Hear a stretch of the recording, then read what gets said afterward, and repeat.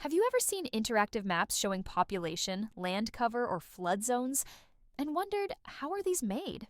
Welcome to QGIS, the most powerful free and open source software for creating, analyzing, and visualizing spatial data. In this short guide, we'll explore what QGIS is, why it matters, and how it's changing the world of mapping, one layer at a time.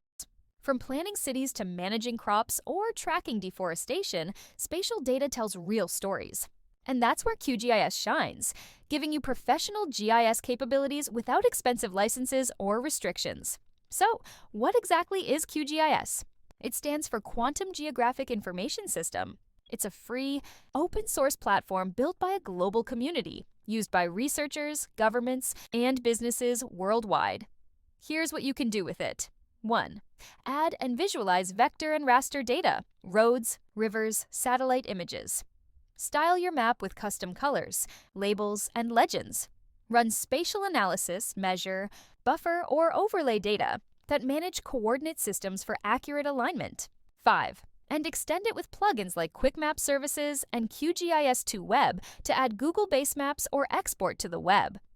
QGIS is used everywhere, in agriculture to monitor crop health, in urban planning to visualize zoning and infrastructure, in disaster management to map risks and evacuation routes, in remote sensing to analyze satellite imagery.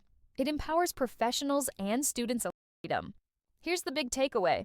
QGIS gives you almost everything commercial GIS tools offer, but with open access, community support, and endless customization through Python's thinking. So if you've been meaning to start with GIS, QGIS is the place to begin. Subscribe for more tutorials such as understanding the QGIS interface as a complete beginner, which might be coming up next.